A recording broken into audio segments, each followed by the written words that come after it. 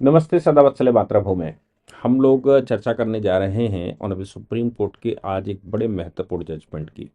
Honourable supreme court ने, आपको याद होगा कि 2021 का जो केरला हाई कोर्ट का केरला का चुनाव हुआ था, उसमें ए राजा सीपीआईएम के सिंबल से चुनाव लड़े थे।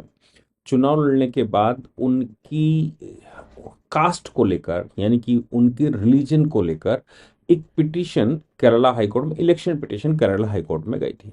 केरला हाई कोर्ट ने पूरे मामले को समझने के बाद उनके इलेक्शन को अवैध घोषित कर दिया था। कारण क्या था वो समझते हैं। और हमारे देश में हम सब जानते हैं कास्ट और रिलीजन, बाकी संसार के किस देश में इसको कितना महत्व दिया जाता है पता नहीं, लेकिन हमारे देश में कास्ट और रिलीजन का बहुत बड़ा महत्व है। क्योंकि कास्ट, हमारे यहाँ अभी कास्ट सेंसस की बात चल रही है और कास्ट सेंसस के बाद पता नहीं क्या होगा। ये भी संभव है कि जो जो तथाकथित जातियां हैं, जिन जातियों का बहुत ही योगदान है देश में, जो जातियां सदैव फ्रंट लेती रहीं, जो जातियां लड़ती रहीं, जो जातियां सदैव देश को दिशा दिखाती रहीं, उनको देश में जगह मिलेगी भी भविष्य में कि नहीं मिलेगी। कहीं ऐसा तो नहीं है वो ऐसे सेकुलर कंट्रियों में शिफ्ट हो जाएं जहां वाकई में सेकुलरिज्म प्रैक्टिस में हो, और भारत का ब्रेन कहीं भारत से बाहर ना चला जाए और भारत में लौट कर आए तो भारत में केवल व्यापार करने के उद्देश्य से आए, बाकी वो अपनी सेवाएं किसी और देश को देने लगे। क्योंकि इतनी भयावह सिचुएशन जाति व्यवस्था की भारत में हो चुकी है। और जब से कास्ट सेंसस की बात आई है देश में, तब से एक बड़ा वर्ग इस बात की चिंता कर रहा है कि कास्ट सेंसस का मतलब ये होता है कि भविष्य में जो वॉल्यूम है, वॉल्यूम के आधार पर योजनाएं बनना, और जो जाति का वॉल्यूम है उसके आधार पर पॉलिटिक्स चलना। देश की चिंता किसने करनी है? क्योंकि सत्ता सबको अच्छी लगती है और सत्ता के लिए दुनिया भागेगी। ऐसी ही सिचुएशन में हम सब जानते हैं कि बाबा साहेब भीमराव अंबेडकर ने दो चीजों पर बहुत ध्यान दिया था। एक बात तो उन्होंने ये कहा था, उन कॉन्स्टिट्यूशन की जो जो व्यवस्था चल रही थी, कॉन्स्टिट्यूशन की व्यवस्था में एक चीज तो उनकी ये साफ थी कि हमारे देश में जो जाति व्यवस्था है, इस व्यवस्था में जो वंचित वर्ग है उसको सबल बनाने के लिए पार्लियामेंट में प्रतिनिधित्व होना चाहिए। यानी कि there must be an political reservation, social reservation भी होना चाहिए योग्यता को ध्यान में रखते हुए। लेकिन बाबा साहब ने आर्टिकल 16(4) का रिजर्वेशन डिनाई कर दिया था, जो एम्प्लॉयमेंट को लेकर था। उनका कहना साफ था उस समय कि अगर जाति को एम्प्लॉयमेंट में लिख दिया जाएगा तो हम भारत से जाति उन्मूलन कभी नहीं कर पाएंगे। और हमारा काम, भारत को अगर सही से आगे बढ़ाना है तो जाति उन्मूलन अति आवश्यक है। बिना जाति उन्मूलन के भारत, जाति उन्मूलन मतलब जब बिना कास्ट खत्म किए सब ये हो जाए भारतीय हैं, हिंदू हैं, बिना कास्ट खत्म किए भारत का उत्थान नहीं हो सकता। क्योंकि पिछले 1000 वर्षों में एटलीस्ट दो बड़े रिलीजियस ग्रुप्स की जब मैं बात करता हूं, तो दो बड़े रिलीजियस ग्रुप का मतलब है, एक रिलीजियस ग्रुप वो जिसको कि हम मुसलमान कहते हैं, और दूसरा रिलीजियस ग्रुप जिसको हम ईसाई कहते हैं। दो बड़ी इराज, मुस्लिम इरा और ईसाई इरा भारत में आई। इन दोनों ने ही हिंदुओं को तोड़कर गेम किया। हिंदुओं को तोड़कर ही जातियों में तोड़कर, भाषाओं में तोड़कर, क्षेत्रों में तोड़कर, आबादी में तोड़कर, उनकी अपनी परंपराओं में तोड़कर, उनमें विभेद पैदा करके, उनको एक दूसरे के अनिष्ट में खड़ा करके ये सब किया। तभी वो 1000 वर्ष तक लगभग शासन कर पाए। आजादी के बाद हमको वो खत्म करना था। इसीलिए बाबा साहब अंबेडकर ये चाहते थे कि भारत से जाति उन्मूलन हो जाए, जो भारत की सबसे बड़ी और गंभीर समस्या है। दुर्भाग्य से पहला संविधान संशोधन एम्प्लॉयमेंट को लेकर आया। बाबा साहब चाहते थे पॉलिटिकल रिजर्वेशन हो, यानी कि जो जातियां हैं उनका सबका रिजर्वेशन, उनका रिप्रेजेंटेशन पार्लियामेंट में हो। और वो चाहते थे आर्टिकल 15(4) का कि उनको एजुकेशनली और इकोनॉमिकली स्ट्रांग किया जाए। इकोनॉमिकली स्ट्रांग करने का जो साधन नेहरू जी ने ढूंढा, वो ढूंढा एम्प्लॉयमेंट। और एम्प्लॉयमेंट एक ऐसी चीज है, या तो एम्प्लॉयमेंट भारत में इतना अधिक होता है जिससे गवर्नमेंट जॉब की तरफ कोई देखता नहीं। लेकिन जब गवर्नमेंट जॉब की तरफ लोग देखते हैं तो फिर गवर्नमेंट जॉब मतलब भारत में एम्प्लॉयमेंट जनरेट ही नहीं हुआ। हम कहीं चाइना से इंपोर्ट करने लगे, भारत में मैन्युफैक्चरिंग को हमने नहीं बढ़ाया, भारत को इंडस्ट्रियल हमने नहीं बढ़ाया बनाया, भारत को इकोनॉमिकली स्ट्रांग नहीं बनाया, भारत में व्यापारी वर्ग तैयार नहीं किया, व्यापारियों को सबलता नहीं दी, व्यापारियों को केवल लूटा गया भारत में, और विदेशी कंपनियों को भारत में स्थान दिया गया ताकि कमीशन अच्छा मिल सके। ये सब ने भारत का गुड़ गोबर कर दिया। रुपया 85 रुपए तक पहुंच गया डॉलर के मुकाबले। वो बुरा और बुरा और बहुत बुरा हाल होता चला गया। लेकिन सवाल यहां पर एक बिल्कुल साफ है कि जाति व्यवस्था के आधार पर जो पॉलिटिकल रिजर्वेशन की बात कही गई है वो SC ST के पॉलिटिकल रिजर्वेशन की बात थी। यही एक कारण इस केरला के चुनाव का है। केरला के चुनाव में ए राजा SC वर्ग से क्लेम करते हैं, लेकिन उनके रिचुअल्स, उनका जो जो जो प्रैक्टिस है वो ईसाइयत की है। किसी ने क्लेम किया कि भाई ये SC कैसे हो सकते हैं, ये तो ईसाई हैं। उनकी फोटोग्राफ्स लगाई, उनके वीडियोस लगाए, उनका प्रोफेशनली जो वो करते थे वो सब कुछ कोर्ट में लगाया। हाई कोर्ट ने उसको स्वीकार किया, और स्वीकार करने के बाद उनका इलेक्शन कैंसिल कर दिया। मामला ऑनरेबल सुप्रीम कोर्ट में आया। सुप्रीम कोर्ट ने आज उस मामले को जजमेंट दिया, और जजमेंट में ये कहा बड़ी गंभीरता से। पहले ए राजा का थोड़ा सा इतिहास जान लेते हैं। ए राजा के पिता जब वो 14 वर्ष की आयु के थे तब उन्होंने ईसाइयत स्वीकार कर ली थी। ईसाइयत स्वीकार करने के बाद ए राजा जो 14 वर्ष की आयु के थे वो ईसाइयत प्रैक्टिस करते रहे, ऐसा क्लेम था। लेकिन वो कास्ट सर्टिफिकेट बनवाए रहे। SC का कास्ट सर्टिफिकेट उनका रहा, उनके बच्चों का रहा। अब कास्ट सर्टिफिकेट के आधार पर वो प्रैक्टिस तो ईसाइयत करते हैं ऐसा क्लेम किया गया, लेकिन कास्ट सर्टिफिकेट के आधार पर उनको वो जो रिजर्व कैटेगरी की चुनाव था वहां SC का चुनाव, उन्होंने SC सीट पर चुनाव लड़ लिया। तो ये उनका इतिहास है। लेकिन वो बेसिकली तमिलनाडु के रहने वाले थे।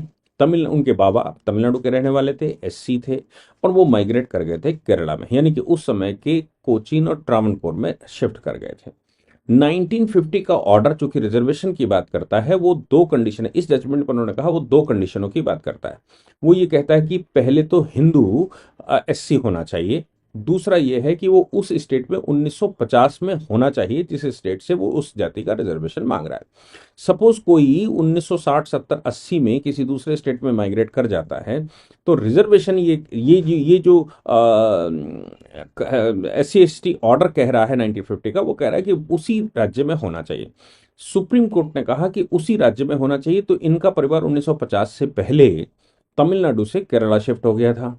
केरला इनके बाबा यानी कि ए राजा के बाबा प्रैक्टिस करते थे SC की, वो हिंदू कम्युनिटी थे।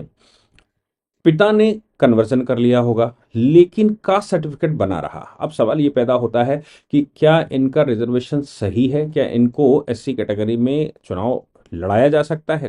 क्योंकि कॉन्स्टिट्यूशनल ऑर्डर 1950 ये भी कहता है कि अगर कोई व्यक्ति अपनी कास्ट छोड़ देता है, या SC ST का कैटेगरी कोई भी दूसरे रिलीजन के लोग नहीं क्लेम कर सकते, वो सिर्फ हिंदुओं में ही क्लेम हो सकता है।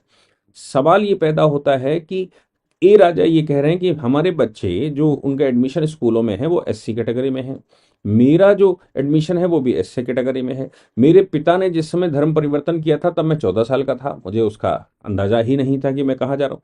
लेकिन मैंने कभी भी ईसाइयत प्रैक्टिस नहीं की, मैं तो SC ही बना रहा। बस बात इतनी सी हो सकती है उनके मन में कि भाई मैं पूजा पाठ नहीं करता, मैं भगवान नहीं मानता, मैं हिंदू रिचुअल्स नहीं मानता, लेकिन ईसाइयत के मामले में चर्च जाता हूं। अब चर्च जाता हूं, मैं एक पब्लिक पर्सनालिटी हूं, चर्च जाने से क्या फर्क पड़ता है? सुप्रीम कोर्ट में ऑनरेबल जस्टिस ओक और ऑनरेबल जस्टिस अमानुल्लाह, इन दो जजों की बेंच में पड़ा। ऑनरेबल जस्टिस अमानुल्लाह ने जजमेंट लिखा। ऑनरेबल जस्टिस अमानुल्लाह ये कह रहे हैं कि भाई ये what is the nonsense, this type of nonsense. ये मतलब शब्द उनके नहीं है, लेकिन ये क्या है? कोई हिंदू परायण फैमिली से आता है, वो अगर किसी फेथ को प्रैक्टिस करने लगे, फिर किसी फेथ को प्रैक्टिस करने लगे मतलब नॉन हिंदू को प्रैक्टिस करने लगे, उसके रिचुअल्स में जाने लगे और चर्च में जाने लगे, उसमें उसमें खड़ा होने लगे, उनके त्योहारों में पार्टिसिपेट करने लगे, तो ये इससे उसकी जाति कैसे बदल सकती है? इससे उसका रिलीजन कैसे बदल सकता है? और एक 14 साल का बच्चा जिस 14 साल के बच्चे को धर्म परिवर्तन की बात कही जा रही, उसको इतना भी, वो एक माइनर था, उसको इतना भी अंदाजा नहीं था कि वो कहाँ जा रहा है, उसको इतना भी अंदाजा नहीं था कि वो कौन है। जबकि ये बात यहाँ पर ध्यान देने की है कि वो दूसरी पीढ़ी के ईसाई हैं और उनके बच्चे तीसरी पीढ़ी के हो सकते हैं। लेकिन कास्ट सर्टिफिकेट हमारे यहाँ प्रैक्टिस में है कि नाम वैसे ही बना रहने दो और उसमें कुछ मैथ्यूज लगा लो, कुछ और लगा लो, ADPCD कुछ लगा लो, और लगाने के बाद रिलीजन आप जाइए भी वहां पर और सर्टिफिकेट भी यहाँ का बनवाए रखिए। केरला हाईकोर्ट ने इन बातों को संज्ञान में देते हुए ही ये कैंसिल किया था। सुप्रीम कोर्ट कहता है कि जब SC/ST कमीशन जो राज्य का है, वो राज्य का कमीशन उनको कास्ट प्रोवाइड करता है, उनको SC मानता है। जब राज्य का कमीशन उनको SC मानता है और वो उनके बच्चों के सर्टिफिकेट SC के हैं, वो उनके बच्चों के एडमिशन SC कैटेगरी में हैं, वो खुद भी SC कैटेगरी में हैं, तो रिचुअल्स ईसाइयों के मानने से कोई ईसाई नहीं हो जाता। अब ये बड़ा गंभीर प्रश्न है, बड़ा खतरनाक प्रश्न है। सवाल ये पैदा होता है कि हिंदुस्तान में अगर 1000 वर्ष से 500 वर्ष, 300 वर्ष, 200 वर्ष, 100 वर्ष पहले कोई ईसाई बन गया, कोई मुसलमान बन गया, और वो कहता है कि हम मुसलमान, हम नमाज जरूर पढ़ते हैं, वहां जरूर जाते हैं, लेकिन दिल में तो हम हिंदू ही हैं। बेसिकली तो मेरे बाप दादे हिंदू हैं, बेसिकली मेरे बाप दादे तो SC कैटेगरी के आते हैं, बेसिकली मेरे बाप दादे तो OBC कैटेगरी के आते हैं, ये मेरे पास उसका सर्टिफिकेट है। मैंने कभी मेरे पास मेरे खिलाफ कोई ऐसा एविडेंस नहीं दे सकता कि मैंने कब कन्वर्जन किया। अब जैसे कलमा पढ़ लिया किसी ने, अब कलमा पढ़ने के बाद ये तो उसका कोई सर्टिफिकेट ही नहीं होता, उसका कोई रिकॉर्ड नहीं होता। कोई व्यक्ति कलमा पढ़ गया, वो प्रैक्टिस करने लगा, मस्जिद जाने लगा, वहां नमाज पढ़ने लगा, और वो SC कैटेगरी का सर्टिफिकेट भी बनवाए हुए, क्योंकि बाप दादे SC थे। SC कैटेगरी से चुनाव लड़ना चाहता है, हो गया वो अमन से अब्दुल्ला, हो गया अमित से अमन या अब्दुल्ला। लेकिन वो कहता है साहब नाम से क्या रखा है, नाम में क्या फर्क पड़ता है, मेरा नाम क्या रखूं मैं, ये मैं तय करूंगा। लेकिन मेरे बाप दादे तो SC कैटेगरी के थे, मेरे पास सर्टिफिकेट है और मैं SC कैटेगरी क्लेम करता आया हूं, मेरे सर्टिफिकेट्स में SC कैटेगरी है, मेरे बच्चों के सर्टिफिकेट में भी एडमिशन के समय पर वो भी SC कैटेगरी के हैं। तो ये तो भाई, मैं तो मुसलमान केवल नाम का हूं, प्रैक्टिस करने से हूं, मैं वहां जाता हूं, नमाज पढ़ता हूं, सर मत्था टेकता हूं, मैं कौन सा मुसलमान हूं, मैं तो बेसिकली हिंदू ही हूं। भारत में पसमानदा समाज के 90% लोग ये बात जानते भी हैं। और लेकिन इस फॉर्मूले को, जो ये फॉर्मूला आज के जजमेंट में आया ए राजा के केस में, MLA ए राजा के केस में, ये फॉर्मूला कि हम चर्च जाते हैं साहब, हमारी सार्वजनिक मजबूरियां हैं, और कहीं चर्च जाने से या चर्च की प्रैक्टिस करने से हम हिंदू से ईसाई तो नहीं हो जाएंगे, कहीं हम कुछ ओकेशनल काम करने से या रोज चर्च जाने से या चर्च में कुछ करने से हम हिंदू, हम ईसाई कैसे हो जाते हैं। हम तो साहब बाई फेथ SC ही हैं और SC कैटेगरी ही मानते हैं। क्योंकि कोई मेरे खिलाफ अगर लेकर आए कि हमने कब धर्म परिवर्तन कर लिया, मैं 14 साल का था, मेरे पिता ने जब किया होगा तो मैं 14 साल का था, उससे क्या फर्क पड़ता है, मैं माइनर था, मैंने तो कभी माना ही नहीं, मैं केवल रिचुअल्स मानता हूं। आप समझ लीजिए, भारत में कास्ट की राजनीति, भारत में धर्म परिवर्तन की राजनीति, और भारत में जो ये सब चल रहा है, ये तो राजनीति ही खत्म हो जाएगी। और मैं समझता हूं कि ये जो SC कैटेगरी है, SC/ST OBC कैटेगरी है, ये तो कैटेगरी में आप समझ लीजिए 20 करोड़ लोग घुस जाएंगे इसमें, 20 करोड़ लोग। तो रिजर्वेशन का मतलब ही खत्म हो जाता है, बैकवर्डनेस का मतलब खत्म हो जाता है, SC/ST का मतलब भी खत्म हो जाता है। अगर सभी क्लेम करने लगेंगे, जो ईसाई भी हो गए, जो मुसलमान भी हो गए, या कोई और रिलीजन को फॉलो करने लगे, लेकिन कहते ये हैं कि सब सर्टिफिकेट मेरे पास है, हम तो मानते हैं, मैं केवल भगवान को नहीं मानता। और हिंदू की खास बात यह है कि वो नास्तिक भी हिंदू होता है। हिंदू होने की कैटेगरी में कहीं से ये शब्द तो आता ही नहीं है कि उसको पूजा करनी है, वो कौन से देवता को मानता है, वो कौन से उनको मानता है, इसलिए हिंदू है। हिंदू तो अपने आप में सेकुलर है। हिंदू का मतलब नास्तिक भी हिंदू है, जो मंदिर नहीं जाता वो हिंदू है। इस मुसलमानों में ये प्रैक्टिस है, जो मोहम्मद को नहीं मानता, जो कुरान को नहीं मानता, जो एक अल्लाह को नहीं मानता, जो मोहम्मद के रिचुअल्स को नहीं मानता, वो मुसलमान नहीं हो सकता। ईसाइयों में है, जो परमेश्वर को नहीं मानता, जो ईसा मसीह को नहीं मानता, जो बाइबल को नहीं मानता, वो ईसाई नहीं है। लेकिन हिंदुओं में ऐसी कोई कैटेगरी नहीं है कि वो गीता नहीं मानता तो वो हिंदू नहीं है, ऐसा तो है नहीं। वो रामायण नहीं मानता तो हिंदू नहीं है, वो मंदिर नहीं जानता तो हिंदू नहीं है। हिंदू का मतलब तो वो जो आस्तिक और नास्तिक दोनों ही वो हिंदू कहलाते हैं। तो सवाल यहां पर यह पैदा होता है कि वो मंदिर जाता नहीं है कोई व्यक्ति, पूजा पाठ करता नहीं है कोई व्यक्ति, यहाँ नास्तिक की प्रैक्टिस करता है, लेकिन वो ईसाइयत की प्रैक्टिस करने लगता है। वो ईसाइयों के मंदिरों में जाने लगता है, वो मुसलमानों की मस्जिदों में जाने लगता है, वहाँ प्रैक्टिस करता है। लेकिन प्रैक्टिस करने से ये जो जजमेंट है, ये कह रहा है खाली पीली कुछ चीज़ों की प्रैक्टिस करने से कोई हिंदू से मुसलमान तो नहीं, हिंदू से ईसाई तो नहीं हो जाता, उसका रिलीजन तो चेंज नहीं मान लिया जाता। तो मैं जानना चाहता हूं कि आखिर ऐसी कौन सी व्यवस्था होनी चाहिए, ऐसा कौन सा एविडेंस होना चाहिए जिससे ये माना जाए कि इन्होंने संप्रदाय परिवर्तन कर लिया है। भाई प्रैक्टिस है, फोटोग्राफ्स हैं, वीडियोस हैं, सब कुछ है, वहां प्रैक्टिस कर रहे हैं। अब वो कहते हैं, ये जजमेंट कह रहा है, कहता है नहीं नहीं, ये तो सार्वजनिक फील्ड में लोग जो काम करते हैं, एमपीज हैं, एमएलएज हैं, जजेस हैं, यहाँ तक कि सुप्रीम कोर्ट हाई कोर्ट के जजेस हैं, इनको भी कभी कार्यक्रमों में जाना पड़ता है, और वो कार्यक्रमों में जाते हैं, दूसरे रिलीजन के लोगों के रिचुअल्स को वहाँ फॉलो भी करते हैं। इसका मतलब उन्होंने रिलीजन चेंज कर लिया, ये तो नहीं है। तो ये तो कोई क्राइटेरिया नहीं है। तो मैं कह रहा हूं कि इस जजमेंट ने देश की पूरी गणित बदल दी है। मतलब क्या इस जजमेंट को लेकर क्या सोचा जाए, मैं आपको साइटेशन कोट कर देता हूं, पढ़िए, मैंने तो फौरी फौरा पढ़ा है।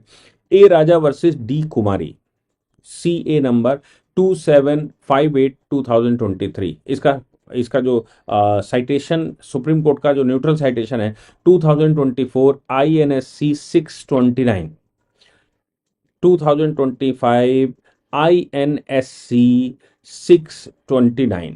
ये जजमेंट है ए राजा वर्सेस डी कुमार। क्या और जो जजमेंट लिखा गया है वो ऑनरेबल जस्टिस एहसानुद्दीन अमानुल्लाह के द्वारा लिखा गया है। क्या इसका मतलब आगे क्या होगा मैं समझ नहीं पा रहा हूं। मेरी समझ में जितना आया उतना मैंने बताने की कोशिश करी। जय हिंद, जय भारत, वंदे मातरम।